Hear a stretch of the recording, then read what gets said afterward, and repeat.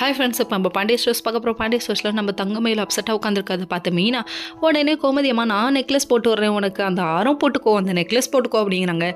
அதில் உள்ளதெல்லாம் கருத்து இருக்குமே பக்கி, நீ ஓப்பன் பண்ணால் என் சோழி முடிஞ்சிச்சு அப்படின்னு நினைக்க ஆரம்பிச்சிட்டாங்க. அதுக்கப்புறம் பாக்ஸை ஓப்பன் பண்ணுவாங்களா மாட்டாங்களான்ட்டு மியூசிக் போட்டப்போ அதுக்கப்புறம் இவங்களுக்கு ஹார்ட் பீட் ஹை ஆயிடுச்சுன்னா பார்த்துக்கோங்க, அந்த லெவல் ஆயிடுச்சு. கடைசியில் பார்த்தா மீனா ஒரு பக்கம் நிறுத்துங்க அத்தை, நான் அடுத்த பட்டுக்கிறேன், நீங்கள் கிளம்புங்க தன்ட்டாங்க. எவ்வளோ பெரிய பிரச்சனையாக இருந்தாலும் சால்வாக முடிப்பானுங்க அப்படிங்கிற மாதிரி அவங்கள அனுப்புனதுக்கு அப்புறமா எங்களால் எந்த பிரச்சனையும் வராது, நீங்கள் பயப்படாதீங்கன்னு சொல்லிட்டாங்க. சரி, இதெல்லாம் ஒரு பக்கம் இருக்குது. அதுக்கப்புறம் நம்ம தங்கமயில் வெளியே போயிட்டாங்கங்க.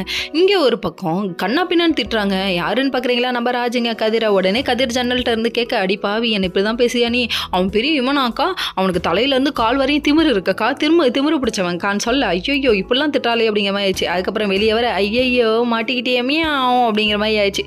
கடைசியில் பார்த்தா, என்ன எனக்கு திமிரு இருக்கா தலையிலேருந்து கால் வரையும், ஆமாண்டா அதுக்கு என்னடா இப்போ உன்னை டாடான் தான் கூப்பிடுவாண்டா, டால்டாடா அப்படிங்கிறாங்க. அதுக்கப்புறம் பார்த்தா சிரிக்கிறாரு இவரு, டே அப்பா இது உங்கள் ரொமான்ஸாக இருக்குமோ, இருக்கலாம். அதுக்கப்புறம் மேட்சிங்காக போட்டு வந்து நிற்க, இதை பார்த்தோன்னே நம்ம ராஜியால் பார்க்க முடியலங்க. அப்படி இவங்க மெய் மறந்து பார்க்கறத பார்க்கணுமே, நீங்கள் போடுற பவுடர் தான் ஆள் அப்படியே சொக்க வச்சு இழுக்குது அப்படின்னு நம்ம வருத்தப்படாத வாலிப சங்க தலைவர் சொல்லுவார். அந்த மாதிரி இருக்குது இவங்களோட ரியாக்ஷனு. ஏன் மாட்டிக்கூடாது அப்படின்னு சொல்லிட்டு அப்படின்னு சொல்லி திரும்ப ஆரம்பிச்சிட்டாங்க. எல்லாரும் ஜோடி ஜோடியாக வந்து நின்று போட்டோக்கு போஸ்ட் கொடுங்க அப்படின்னு சொல்கிறாங்க. இங்கே ஒரு பக்கம் இவ்வளோ நடந்தாலும் நம்ம அரசியோட முகத்தில் ஓடலை. சுகன்யாவுக்கு வேறு ஃபோன் மேலே ஃபோன் வருது. நம்ம குமார் தம்பி இதை பார்த்தோன்னே, ஐயோ அரசிக்கு ஒன்றும் ஜர்க் ஆகுது. அங்கே மாப்பிள்ளை வீட்டுக்காரங்களாம் வந்துட்டாங்க. என்ன தாயா நடக்க போகுது, இப்போ அரசியாக கடத்த போகிறாரு. கல்யாணம் நடக்குமா நடக்காதா, குமார் மாப்பிள்ளையா சதீஷ் மாப்பிள்ளையா தெரியலையே. சரி வெயிட் பண்ணி பார்ப்போம்.